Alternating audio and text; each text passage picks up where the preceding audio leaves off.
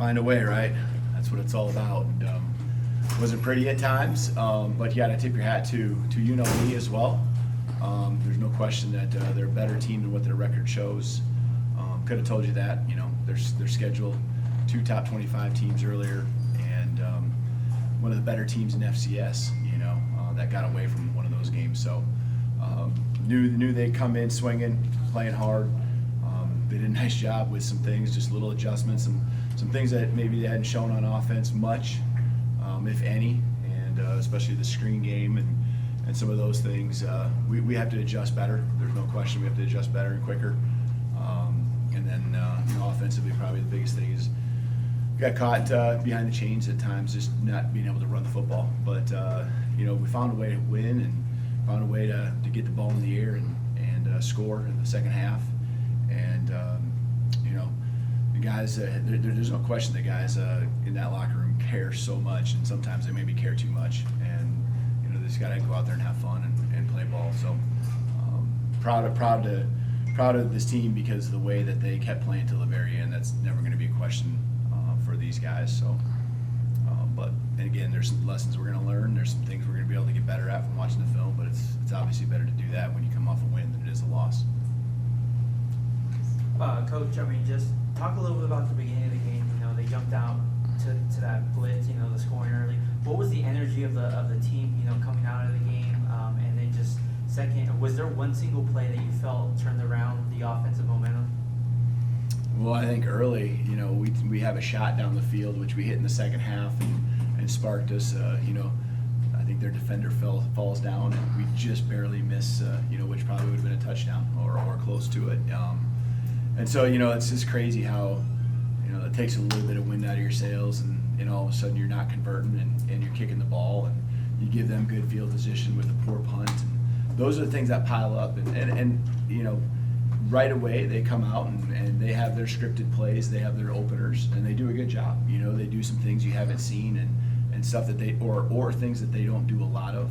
And they do a nice job with their shorter field and find a way, take the lead, and I'd love to see us certainly respond, offensively and defensively, whether you score or not the next drive.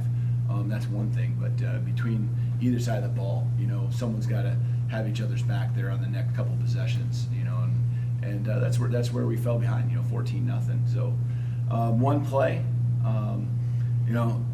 the drive where we got the field goal, there's just little things that, and I don't know if it's a short week. There was we had some guys that weren't able to go full speed and stuff, and you're just missing some plays.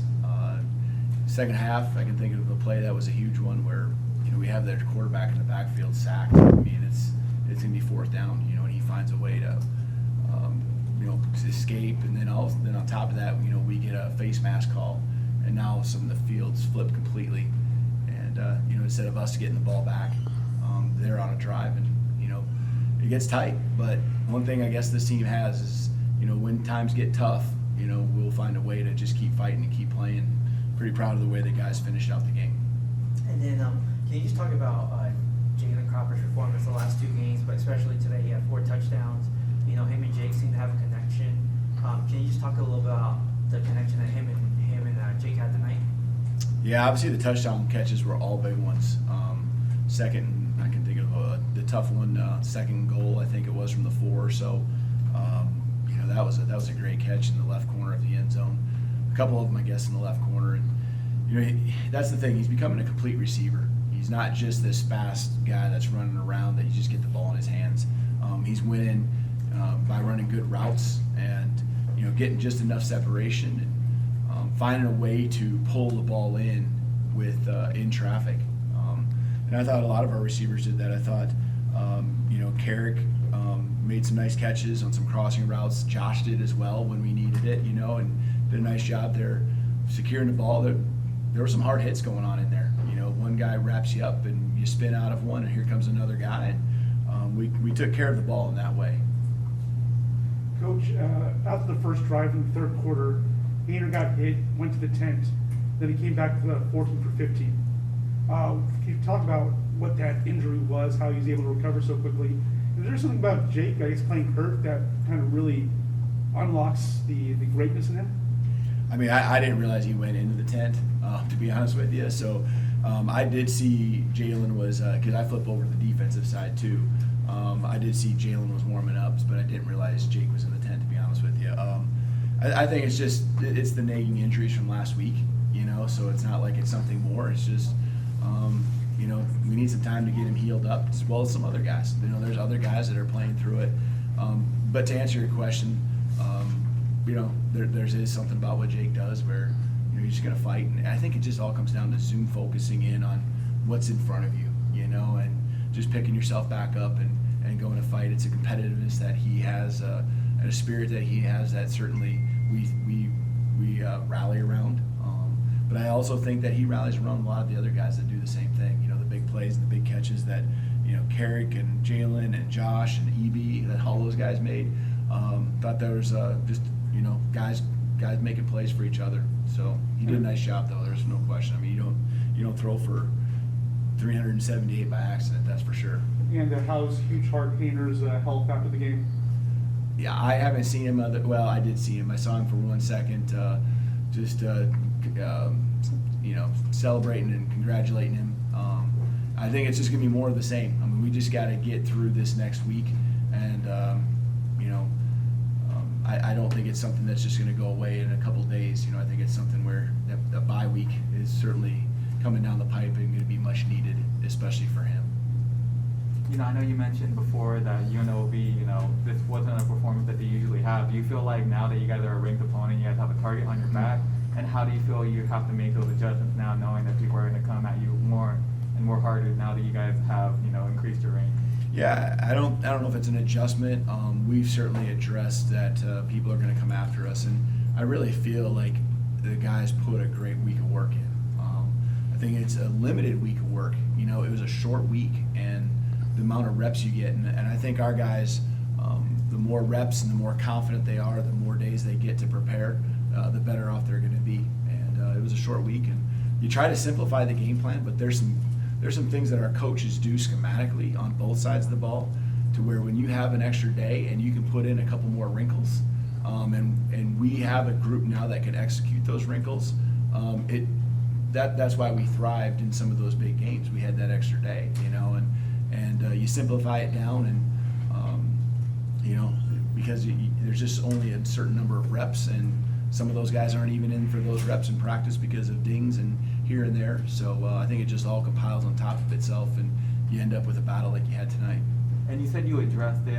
What are sort of the things you tell your players now that Bulldogs are now the bigger dogs, and now they have a target in the back? What was sort of that thing you told them, like, hey, what's that mindset to have now? Going into the week? Yeah. There was a couple things. These screens come down, and there was a big target, the target emblem, and I put that up on the screen, and there was a lot of things that we talked about, and you guys are saying it. I mean, we're going to get everyone's best, and so it's a fun place to be. A night like tonight is certainly. I don't think it's a wake-up call. I don't want to say that because that means that we didn't do what we needed to do in preparation. I really don't like to say wake-up call, but it certainly shows, that we got to be ready to play at our best, and we certainly got to keep getting better, because what we did tonight won't get us where we want to be. And one last question for me. I know you mentioned Carrick a couple times. He was leading in receiving yards, and then Cropper was talking about, had a sort of conversation with him before this game. What would you say about his performance today? Carrick? Yes. Yeah, I mean, that big catch that he had down the middle of the field in the third quarter, that was a huge spark for us. And that's what he does. That's a huge strength, the piece that he gives to our team. And, the number one thing that I love is that he caught it first, because everyone wants to score, and he probably, could have taken his eyes off and made a move quicker. But the key is to get us out of our own territory, and he caught the ball first. And I'm just proud of, when his number was called, he found a way to get done. And I think Jake threw it about as far as he could throw it. I don't know if he's got much more. And so that was pretty neat, because that was the same play we ran to start the game. Exact same play.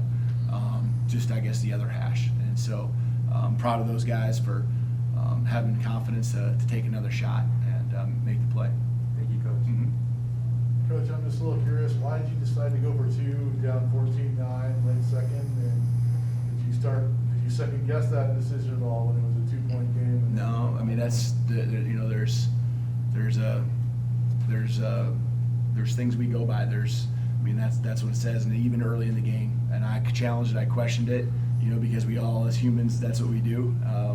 But that's, there's metrics, or, you know, there's analytics behind it, and, you know, based on what the score's supposed to be, and we follow the book as far as whether we go for it or not. And, you know, you kind of, like, sometimes you can check your own gut, you know, go with your gut instincts, and at that point, I guess I feel like our offense can get those 2-point conversions. Now, that obviously didn't happen tonight, you know, so you look back on it and you're like, dang, those kind of hurt us. But I do feel like we have some good 2-point plays, and just everything that just, I think, is reminiscent of everything tonight. It was just a struggle, you know, and just things that we can do better job of, you know. Guys are celebrating, excited, they're running off the field, and we're trying to get 2-point conversion, you know, that you lose the rhythm. We had to call a timeout there, you know, and those are just things we got to keep learning and get better as a team. It's the stuff that isn't maybe even on a stat sheet, you know. It's the stuff between the whistles that isn't even on video, you know, that you just got to remember, and we'll talk about it here tomorrow or Sunday. Coach, after the Oregon game, we talked to Tyson and said, you know, you guys got kind of put in a bad spot, gave up the 2 scores, and then other than that, you played a great game. And he said, well, we shouldn't have given up those scores anyway. And with that level of pride and some of the letdowns on defense today, how do you think that's going to impact your personnel defensively for this next week? The personnel, as far as who's on the field. As far as just, you know, taking so much pride in the defense and giving up a lot of big plays today, Yeah. it was kind of uncharacteristic. How do you respond to that? Yeah, it was, and man, they hit us with a couple. You know, they just did a good job. One time they cut back on a play, and I thought our staff did a really nice job. I spent some extra time, you know, talking with them and seeing what they felt the adjustments needed to be at halftime. And man, there was a really good cohesive, you know, conversation there, and got the whole defense together. I thought in the second half, the run game, we did a much better job, and that's what I felt was really hurting us in the first half. Now, the frustrating thing is the screens, right? You know, and that's something that they just really didn't show a lot of on film, and they got us into the boundary, into the short side there with that quick little screen that you know, we'll definitely take a look at. We got to get that fixed, because, you know, people are going to look at that play, and obviously, you know, the first play of the third quarter, I mean, that guy's a lightning rod right there, you know, and he got a chance, and they block up one guy, and all of a sudden you're chasing from behind. So there's certainly some things that you know, we showed that we can adjust to. We did a nice job, but there were some things too that we showed that we're vulnerable to, and so that's what practice is for. I really believe in our guys. I believe in our staff and what we do. I think having a full week of preparation to put in a good game plan is huge for us going to Hawaii.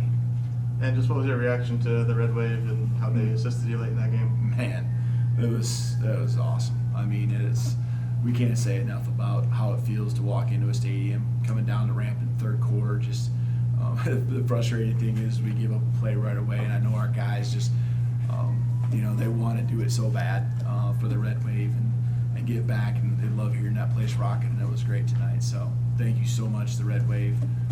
We'll keep working our tails off to make you proud. All right, we'll end it there. Thanks, guys. All right, thank you guys.